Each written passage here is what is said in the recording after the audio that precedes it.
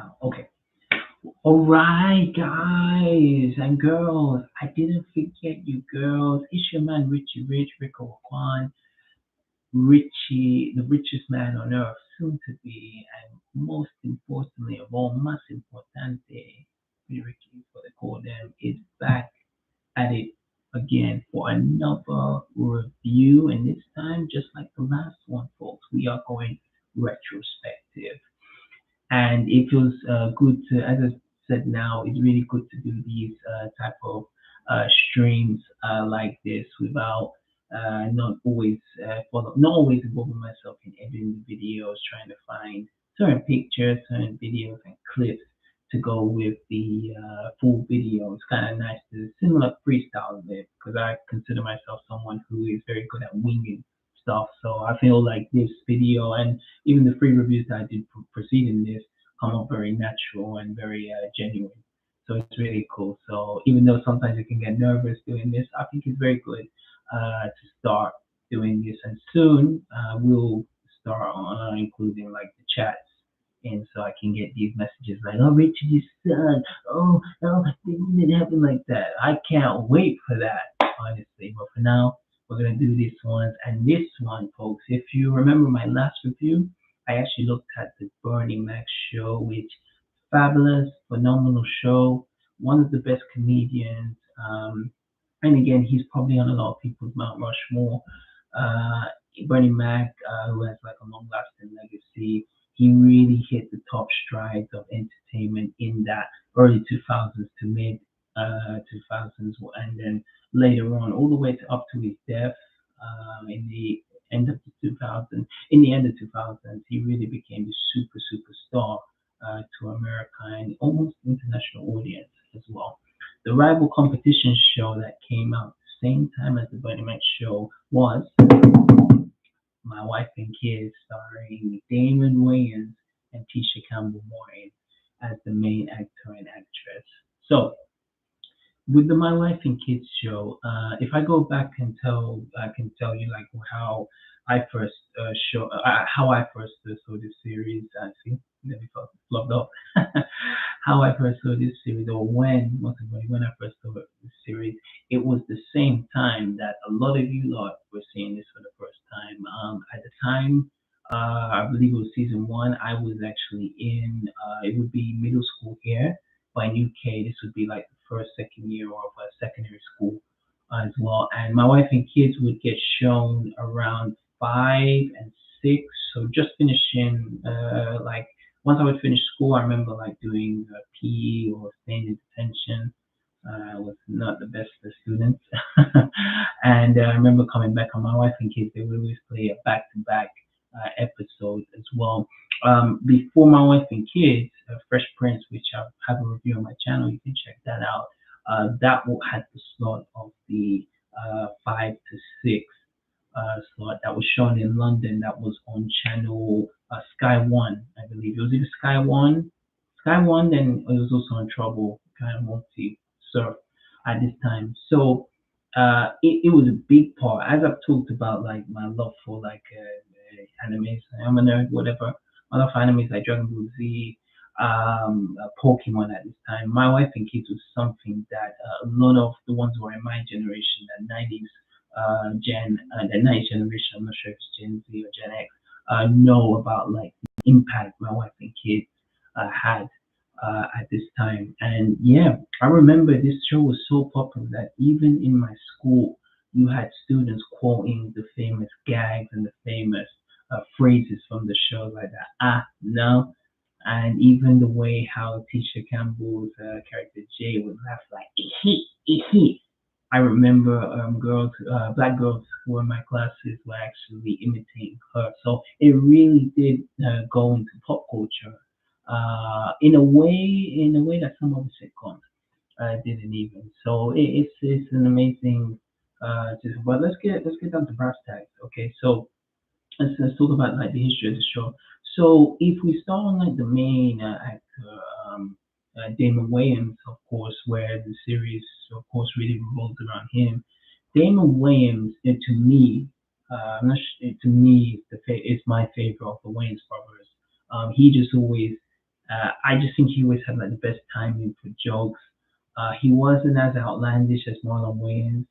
Of course, he didn't have that kind of smooth, cool personality like Sean and Keenan, who was pretty much always behind the scenes, as he was in Living Color and in the movies, scary movies and the White Chicks and all this. He just always felt the. I felt more I could relate with Damon Wayans, all the Wayans most, and I felt he felt more relatable to me as well, and especially when you see him in their hair.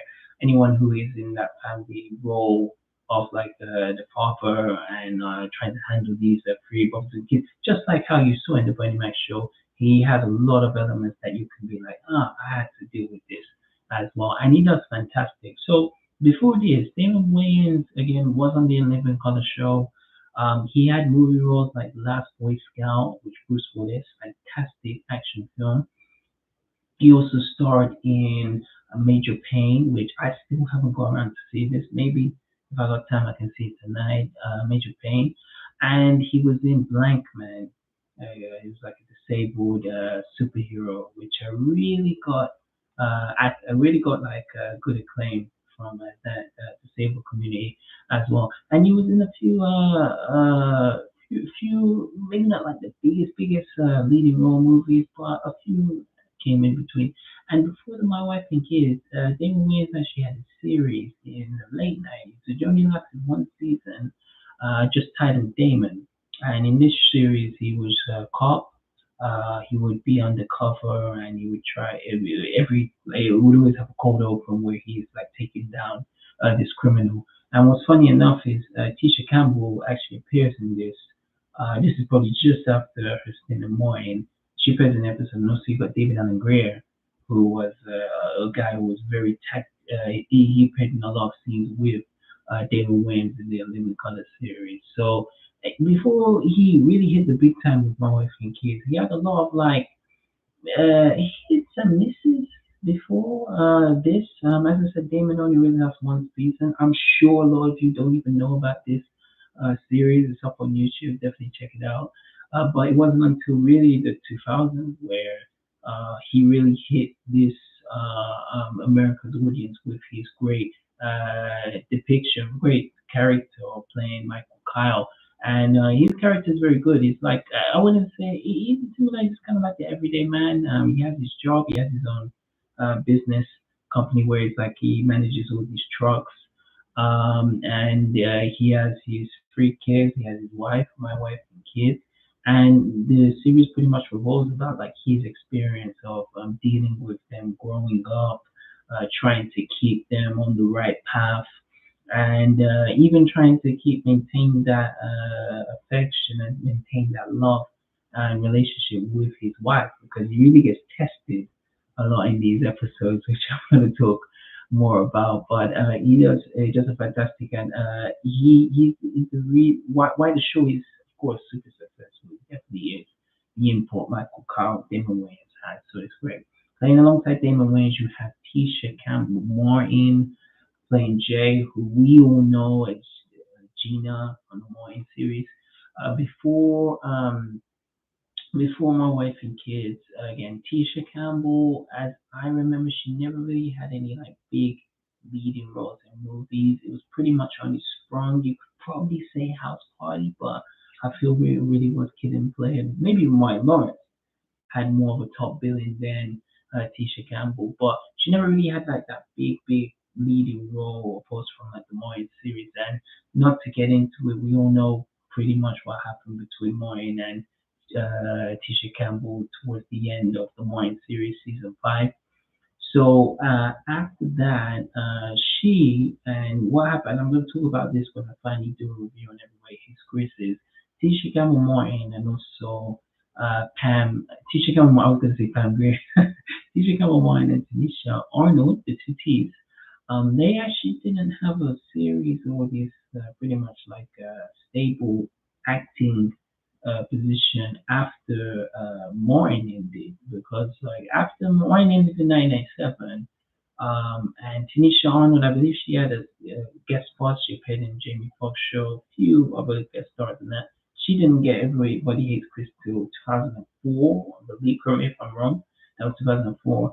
And then Tisha Campbell didn't get married until 2001. So there was a big gap between when Moore finished till they got these two series respectively as well. And I'm so glad they were able to get that as well because I sometimes when I watch this, I can't imagine another actress playing Jay or even in My Wife and Kids playing Rochelle. I can imagine it. So it's great here. Jay and I even noticed this when I watched back. In some ways, it feels like if Gina is maybe 10 years older, this is what you would have got if Moyne did carry on if there was a Moyne 2.0 or Moyne Series 1. I feel like Jay is a succession of Gina in there because it's pretty much the similar characters as well. Like uh, even where just the attitude, the of course the look, the personality is not too different from what she was playing in Gina. And it's pretty much again playing herself as well.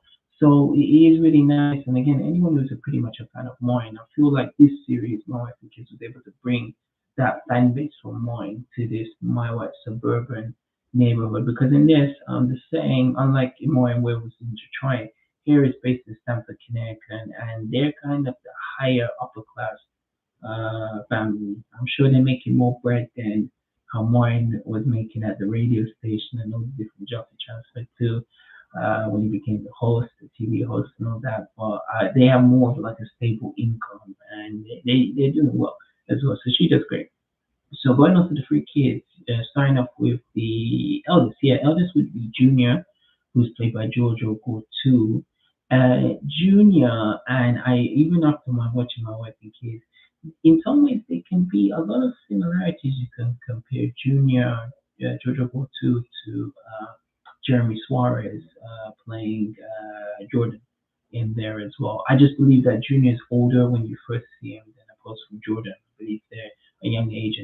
And the similarities is that the dads or the ones, the father figure, even Bernie Mac is pretty much the uncle, but the father figure, sometimes like they can be the most bothersome as well. I feel the difference between Jordan and Junior is that Jordan, for me at least, just became, he felt more irritating as well. When Bernie Mac would tell him to stop and he just wouldn't do it, he felt like very reckless at times and uncareful, but he didn't ever feel like slow. Whereas Junior, the difference is, as I said, Junior feels like a succession to Cole in Moyne or Waldo Fuldo in Family Man. It's like the super uber slow character that would just say the most daftest things without checking or thinking as well. So he was just playing. Whereas Jordan didn't have that. Jordan was reckless. He was uncareful, but he had more intelligence than Junior. So yeah, and and again, I think the relationship between Junior and Michael Kyle really what like helps the show become so spectacular because the jokes here and there's even the type of rivalry you can see between them two in season one, especially the episode when they play basketball together and Junior beats him. There is a rivalry between them of Junior thinks he knows more than his dad, but the dad has to school like, no boy, you don't know nothing. So it's there. But you do see like in the later seasons how Junior just becomes more like dumber. But it's still a funny part. It's still fun as well. Even though some of these comments do kind of be like, oh man, really? He actually did that.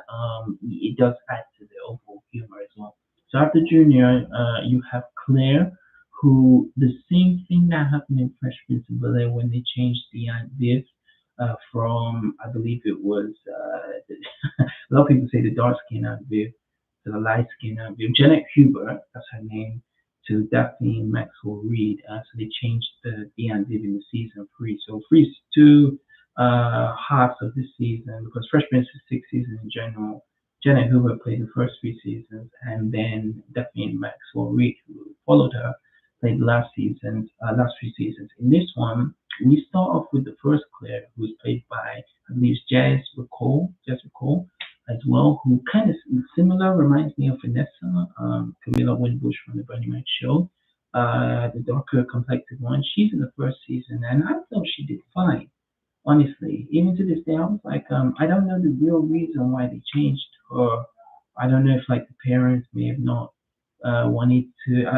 I heard those rumors about because in the second season, Claire, his friend Raven Simone, who guest stars, her friend is pregnant, and maybe the parents didn't really like the direction it's going. But I feel the first season she's in, she does well, and it's sad because some people don't even remember her sometimes.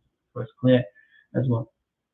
So she's in the first season. Then in the second season to the fifth season, she's replaced by Jennifer Freeman, who takes over, and they do the similar thing where they actually break the fourth wall and they address it. Where Michael Carr actually goes, yeah, you look different. Then for he addresses it to the audience like you look, I don't know, you look like a whole new person as well. So it's just like they did in the Fresh Prince. So she comes in, and Jennifer Freeman's a clear character. A lot of similarities are derived from Karen Parsons, Hilary Banks, in this Marvin Gaye. It feels like it's Hilary Banks 2.0 in this one. Claire, she likes being Miss Popular. She likes boys to notice her. She has a boyfriend Tony, which I'm going to talk about, and she she has the relationship with Junior that she thinks she's way above him, but again, she does some reckless decision making. But yeah, it's not too much depth to go with Claire because I feel there's not too much episodes that focus specifically on her. But she's a good fit within the family. And last but not least, you got Katie. She's my lady. You got Jay. You got Parking Parking is Parking. Let's double check that. Parking McKenna Posey playing the young, sweet, adorable Katie. This is the equivalent to Brianna Dee Davis in the Bernie Mac show. She was 5 years old when they first filmed in the first season. So probably of all the characters in this series, you see who grows up the most is definitely Katie. And not too much to say with Katie. She's just the super super cute girl who you just don't want to see grow up. And when she does grow up later on, they actually make a funny gag where they actually tell Katie like it's not cute anymore. Yeah, be your actual age as well. So she again she's excellent. The only bad part with like Katie, which is not really her, is the character I'm gonna go more talk about more a bit later is Franklin, who's the supporting character. So oh man, honestly, and I'm gonna discuss that later. But those five are the central main characters that you got in the series. So you have like for the five characters, the recurring characters, you also have yeah, you have Ella Joyce, you have Lester Spy, you have Phil Reed, Lester Spy, if you know, was the one who plays Calvin, who was in the later season. You got Phil Reed, Damon Wayans Jr. So Damon Wayans' son plays one of Junior's friends in this. You got Liliana Mooney, D. Ray Davis. You got Todd Lynn. You got Sean Whalen as well. So in the from the first to the fifth seasons, you get multiple guest stars, just like it did in Bernie Mac show. But Bernie Mac show did it way better, and I still to this day feel that the Bernie Mac show did the way they handled the guest stars was the best, hands down as well. The guest stars in that appeared in here. As I remember, the ones that come to my head, I remember when Steve Harvey appeared in this. That was been in the season one. I'm sure of it. He appears in this.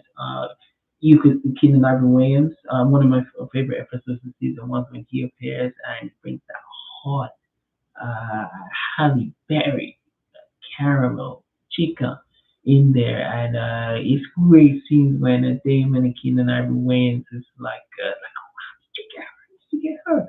And I remember when they say in that episode, when they're there, Damon and Keenan are sitting down, and I believe Keenan Ivory Wayans finance girlfriend. She goes upstairs and she says, how long will it be, baby? And Keenan Roy said, only 10 minutes, see you soon.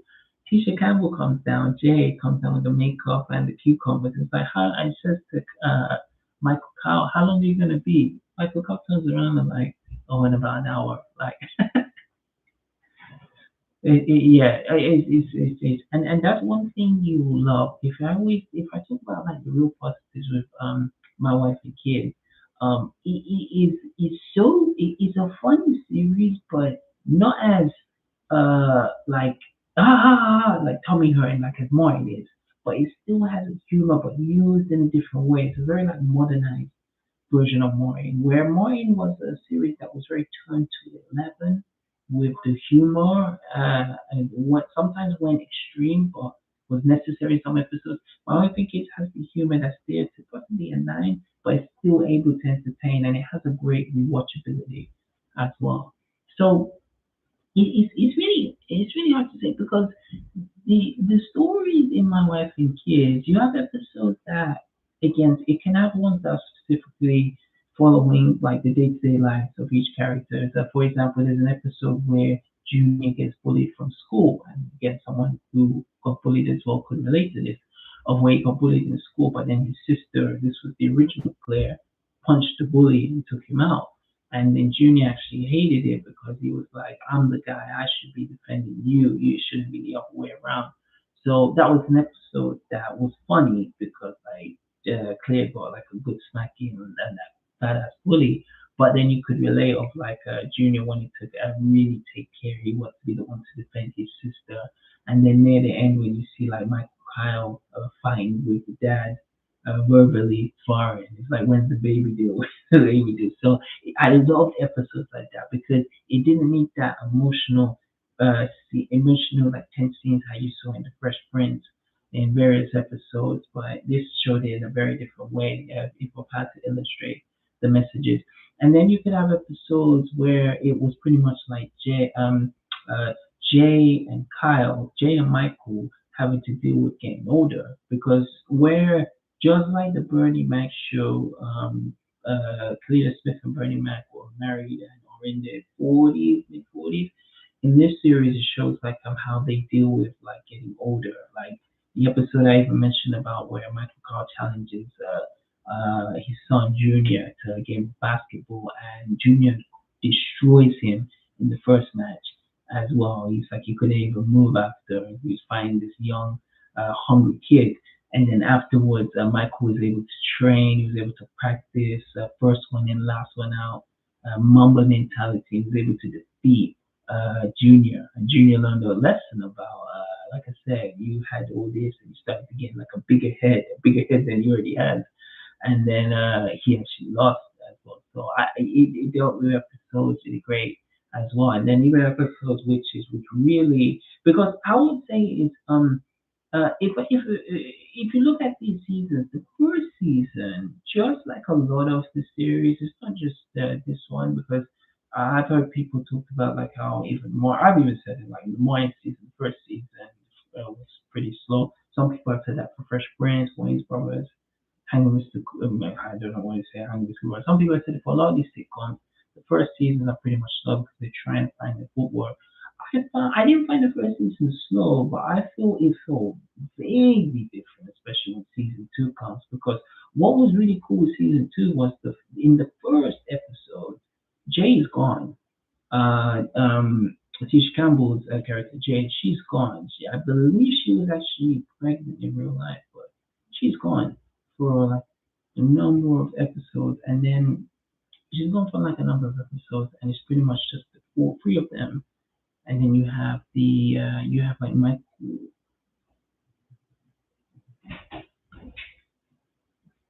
So it's three of them. Then you have like Michael pretty much playing mommy and daddy at the same time. So and really cool episodes where like again they're trying to challenge like Michael's authority.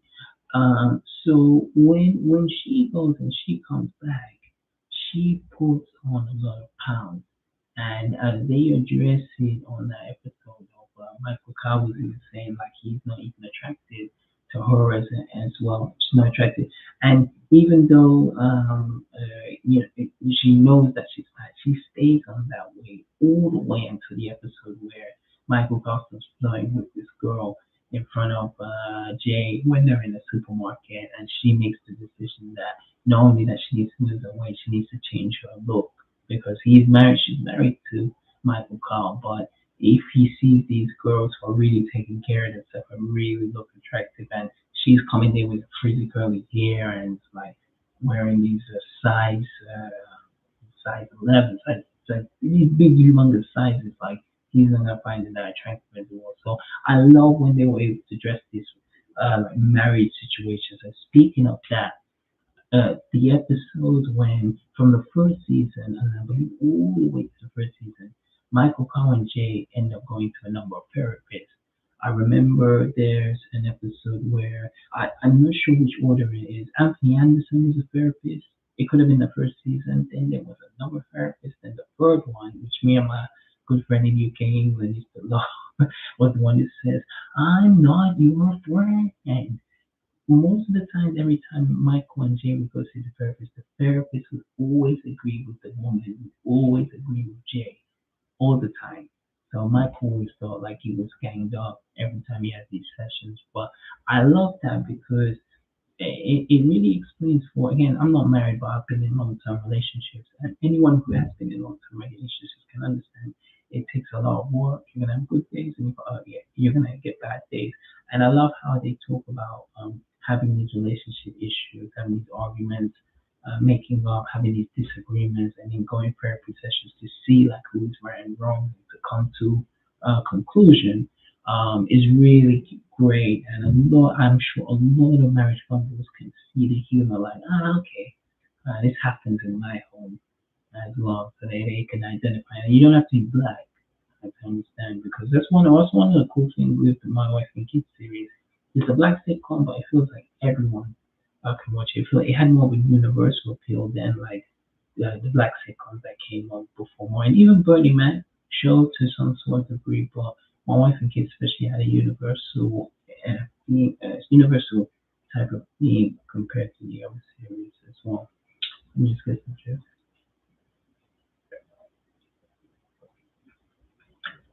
Yeah, so as I did say, so season one, season two, season three, or one I think is in my opinion are gold. It's some of like the best sitcom series of these seasons you can find anywhere as well.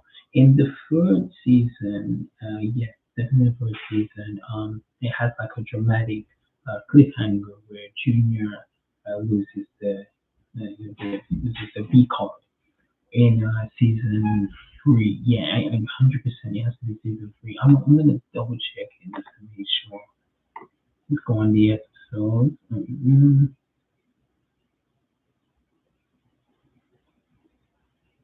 Season three. Yeah.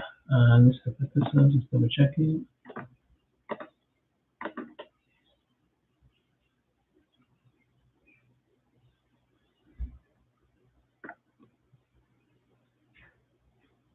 Yeah. So what happened was season three, which is titled Graduation. That's when Junior basically is given a graduation gift from his parents. A couple of episodes before that, as I was talking about the B card, Junior he did the unthinkable of he brought his girlfriend, his young girlfriend, who was played by Megan Good at the time. So this is Megan Good. She's really hot hair, but I think in this time she was maybe around my no, she's a couple years older. Maybe she's like 18, 20, maybe early 20s at this time. But Junior brings her home when his parents are out. Like everyone's at the house, and he basically not only he loses the virginity in the house, he goes into his parents' house, and he goes into the bedroom of his mother and dad, and just the expression when Michael and Jay come open the door and they find Junior and Vanessa like in the house, in the bed, and I was like, whoa, that's like when you talk about crossing the line, it's crazy. That was a very very strong scene as well. Again, for such a series that is, it doesn't take itself too seriously, especially in the end. When you see this episode, you can see just that disgust in Michael Scott's face, where it was like, how could he do this? It's like it was a betrayal. And then like he basically tells Junior like to get the heck out. He was telling him for many times, warning him like, you want to say if you keep like fucking around like with this family, and especially if it's Jamaican, you're just gonna be out of the house. No more calling you like big kid or you're an idiot. No more than that. We're gonna kick you out. And they end up. I'm not sure again if they resolve everything, but it ends up going that on the first season. That's where in the final episode of graduation. That's when it's actually put out there that his girlfriend Vanessa actually was pregnant, and I believe it's the season after. The next season, Megan Good was gone, and they replaced Vanessa with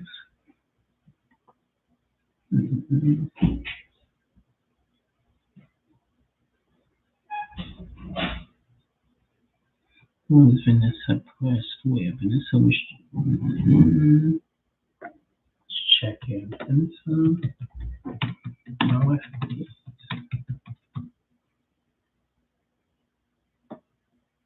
Okay, Brooklyn Sudano. Brooklyn Sudano. So Megan Good played the first one, and Brooklyn Sudano plays her as one, and she does pretty well.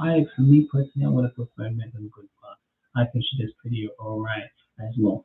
So as I said, the My Wife and Kids episode, which if you haven't seen it, you have to go watch this episode. It's a must watch. Where it was, I believe it was the fourth season where I feel My Wife and Kids went from this. It wasn't like it was super serious, but it felt like a very mature humor series. Even though it's dealing with the family, it wasn't as goofy as Family Matters, not to that extent. But it was dealing with families and again tackled serious issues, but it kept the level of maturity. Around the fourth or fifth season, the maturity dropped all the way down. It plummeted, and I know there's people out there who believe what this is that little midget put your finger in the socket, punk motherfucker named Franklin. Oh, the day Franklin came to this series, I felt this show lost a lot of credibility. Um, Franklin, as I remember, he may have appeared in season three, it was just a couple of episodes. But in season four and season five, he became a regular. He became Katie's main boyfriend at this time as well. So when Franklin came in, I honestly, in some episodes, I actually felt it became like a Disney show. That's how bad. And he's not even in it as much.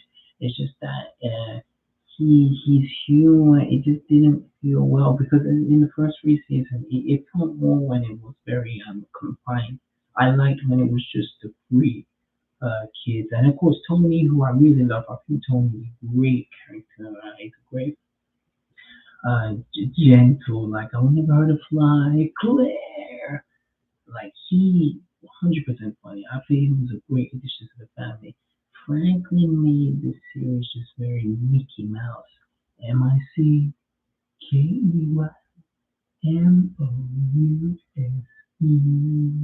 It made it very, very childish. And I just felt it because I don't think this season, because rating wise, I think it was still getting pretty good ratings at that time because the series was getting shown on ABC. Yeah, and even if I check the ratings, in the first season, the ratings they got 20. Ratings rank was 23. They got 8 million viewers. In the second season, it was ratings rank was 41. It was bringing home 11 million viewers. In season three, it was 22, ranking 11.3 million viewers. Season four, it went to 59. 10 million viewers, and in the last final season, ran from 2004 to 2005, it was 79 ranking, which was 70.2 viewers, 7.2 million viewers, which is pretty normal in the last season of sitcoms. It always starts to go to the lowest. It can never be the same strength as it was in the first season, but I always detail that it was Franklin. That little well, he's big now. He's in the gym now. So I'm hitting the gym too. Okay. But Yeah, I just felt Franklin was that main factor that just made it series. Like it would have been cool if he appeared here and there episodes, but he appeared in more episodes than Tony.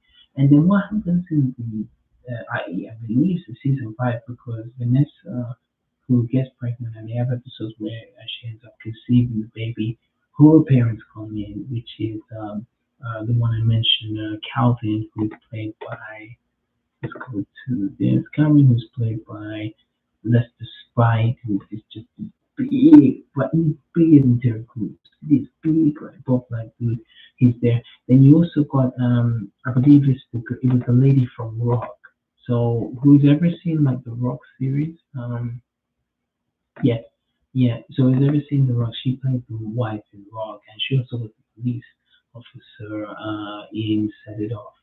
We're chasing like the four main black women in the thief, Vivica Foss, Jada Pinkett Smith, and the other black girl. She was there, and when she's in this, is completely a different character, and it's so because I've not seen Rock series fully. I do wish to do a review on this as well, but I know her role in that was so like very grounded, very like serious, and that when you see her in this, it's just someone who's like maybe had too much cigarettes back in the day, maybe a recovering alcoholic, and it's just not really. I keep saying it's not like the show was serious in the first place, but it just felt very immature when she came on. And same with the Calvin. Sure, it was funny when it's like, oh, I love bacon, but when it came on, it felt like at one point like the studio came in to interfere, like they were trying to sell merchandise for my wife and kids. And honestly, I'm saying this as a joke, but I remember there's an episode even later in season five where they made an animation of the whole family as well. So it does. Maybe I'm the only one who feels like this, but it does feel as the season started to progress, the episodes became very less. It came more like the demographic was more for children. Like the first season, it had more of the school vibe. As I said, it was in the early 2000s where the Fubu was in, 50 Cent, Ja Rule, Eminem.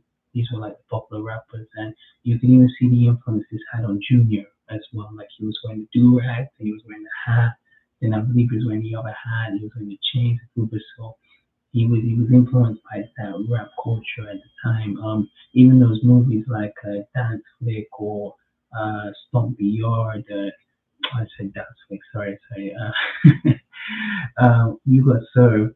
Like Stomp the Yard. Those like breakdowns in movies had a definitely influence in this. And even Jennifer Freeman, who was on this show at this time, she appeared in the movie with Omar and Marcus Houston. So the first, I would say the first three seasons are gold. It definitely has like a cool factor into them. Like you have to watch this, but the fourth and fifth season, especially the fifth season, it does feel like something that was more tailored for kids. And I wouldn't be surprised if they could have aired this on Disney Channel or something. It was on ABC, of course, because they're the ones that had a contract with them. But it went that low that it could have been advertised on Disney Channel. But definitely. So like if I go like go into the positive and negatives of generally my life and kids, and I'm gonna talk about the comparisons of this and the Bunny Man show. So I think where my wife and kids really succeeds a lot is more of just the gags. I feel like, as I said, that when they were talking about the no no, I know this was very popular back in like UK, and if it was even popular in UK and the show in the States, I think this must have been something that everyone must have been saying in school. You understand? You know a show is really good if your people, kids are watching that and then they're saying this outside, or they're saying this at football games, they're saying this at graduations, they're saying this at like parties. That's what my wife and kids feels. I feel like it has more of a better impact. And I said this in the Burning Man show. There was a huge transition of pop culture, music, movies, just even style, fashion from I would say the latest of the 90s. If we use this example more into this series, there is a big change of culture as well. And I think this show presents it most. Like when I watched this especially when I was writing that show. I remember that style. I remember what I was wearing. I remember the Air Forces. I remember John Cena breaking out at this time. I can remember this like 2000 time, the Scorpion King, The Rock, um, Will Smith starring in like iRobot, and so I can there's certain elements at this time I can really appreciate of that 2000 era, and I keep it saying as much as I love the 90s as well, it's really cool revisiting this 2000 era. So that's like a major highlight as well. Another major highlight and super positive as well is definitely my Damon Wayans as well. I feel like all the characters in the series, all the guest stars, Michael Carl really makes this series work as well. Because I'm sure just like the other Wayans brothers, like one of Wayans brothers projects as well, the Wayans brothers obviously have some writing input, and I'm actually checking that now. The writer for this was it was created by Don Reo and Damon Wayans as well, so I'm pretty sure maybe in some shape or form Keenan Ivory Wayans also helped write it. But I love that the jokes and also the humor is something that everyone can watch. Do you understand? Like Moin, as good as I love Moin always felt like it's just a black show. If you're only gonna get some of these shows if you are from the hood, if you grew up on this, I'm not saying like you were hood or something, but I feel like you would only get it if you were a black culture, maybe even just urban in general. I think like the Latin culture would definitely understand this choice. My thing is, I keep saying it just opened the doors where it just felt more universal. Like I'm sure this kids in, I'm sure there's families in Asia who were watching my American kids as well. So it just had more of a universal appeal as well. And I think as well, other positives as well with American kids. As yes, and this is what I mentioned in the very much show. I talked about like why I really think American kids has that strong level is definitely the episodes when they left Stamford, Connecticut. I always thought that was such a positive. Imagine you got a series that lasts for 5 seasons, 1, 2, 3, 4, 5, and they're always in the same place. I always couldn't stand that. I love when it's like, okay, now they're going to take a trip to Hawaii. Now they're going to take a trip to Las Vegas. Now they're going to take a trip to Jamaica as well. It was that change of concept, or even some of the episodes where I remember they had the two-part where really funny episode where they had the bowling episode, and there was the one with the restaurant where Damon Wayans had his rivalry with the guy who was in 10 Things I Hate About You.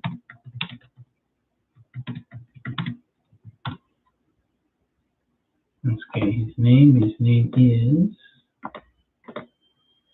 Larry Miller. Larry Miller. So if you remember Larry Miller, he has just the hair, no hair on the top. He played like Michael Cosmarazo in the first episode, and even later on, you had like David Allen Greer, who appeared in a couple of episodes, like the episodes of Jamaica. So I love that even though the house was the main setting, they're like humble abode, that upper class setting, and sometimes you have things that play the job. But I think it always looks like you always change locations. Or in the J's locations, not even just in not even just in Stanford in New York City, actually left the country. So as I said, I really loved the episode when they went to, I believe it was the Hawaii one, when they went and Claire charged so much money onto the bill, oh my gosh, Claire as well. So those episodes I really enjoyed, and again, someone who loves to travel, I really enjoyed, and there was always like hands down my favorite episodes when they left Las Vegas to Hawaii, when they went to Jamaica. It was great. And I only say honestly because this is a series. The only negative, and for hands down, the only negative is legit the way they just made it more kid friendly towards the end. Season 1, 2, 3, and even a bit of 4. it still had that. It was for teens. It was for teens. It was for adults, but it had that coolness of the series. Honestly, Michael Kyle for cool, Jay for cool. Even with Junior Stephen for cool. Then later on, they made Junior even more dumber.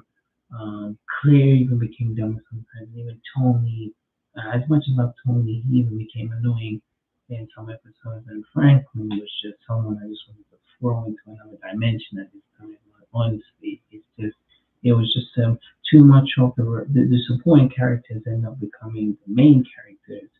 In that, where you had episodes where I remember Franklin was being bullied at school, and Calvin, the Deacon dude, was coming in and trying to save Franklin. I was like, why? But these are supporting characters as well. So yeah, all in all, it's very hard to say because I my wife and kids, I really grew up with my wife and kids. As I grew up with Fresh Prince of Bel-Air, I would definitely say Fresh Prince of Bel-Air is what I watched in the 90s. When I was in elementary school, I was introduced to Fresh Prince of Bel-Air.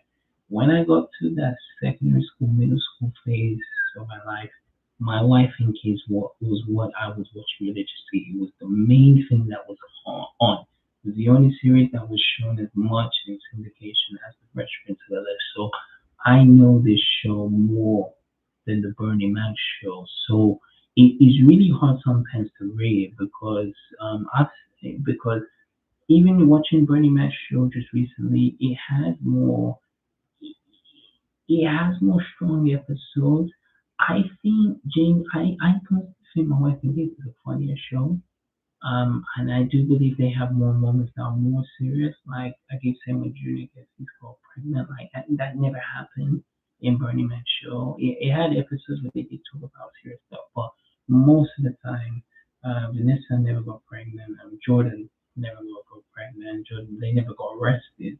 Do you understand? There was never any danger that ever happened to the children as well. Like Bernie Mac always had them in lock as well.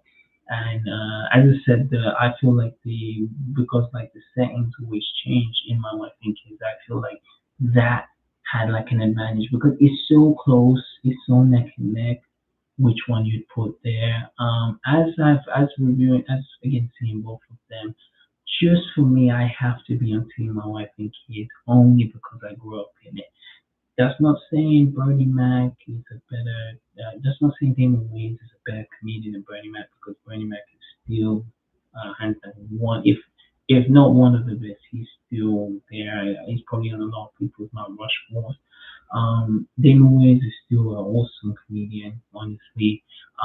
But I just think the whole series. I just think more people around the world have seen my wife and kids more than Bernie Mac. If I had to put it down, it has more of a big impact than my wife and kids. I think it's more of a funnier show. I think it's more of a relatable show than the Bernie Mac show. But in some shape or form, to each his own. Because maybe if I had grown up with the Bernie Mac show, maybe I would have a different opinion as well. So as I remember on my Bernie Mac show review, I gave that 4.5 for my wife and kids. I may just have to give it just a bit higher, 4.75 out of 5 as well. Obviously, as bad as the last seasons are in my wife and kids, again, it gets kiddie, but it's not trash. It's not like it's unwatchable. Like Family Matters, and I keep bringing that up, is I feel a lot of episodes in that series are unwatchable. Honestly, especially near the end when Steve Urkel goes away. I remember when they changed the Harriet woman as well. There's a lot of episodes I cannot honestly watch as well. As bad as the episodes are, I think it doesn't ever have that. But the first three seasons are gold. Honestly, I even remember the scene where Junior brings his friends from basketball and they were wrapping around him, and then Junior comes in and he just says, "Oh, my name is Junior, and I'm a senior. How come I dance ears? I have no fear." It was just classic. And when Michael Cole comes in, he shows them how to rap. It's funny, funny, funny. Honestly, again, different style of humor from what you were seeing tonight, but it was a humor and comedy that was for that time, and I love honestly. So yeah, so ultimately, For me, I've ended this debate now.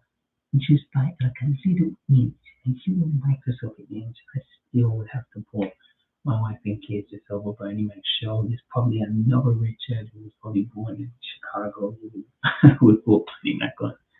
So we'll go with that. So folks, yes, that is my review of My Wife and Kids that came out in 2001 and lasted 5 seasons to 2005.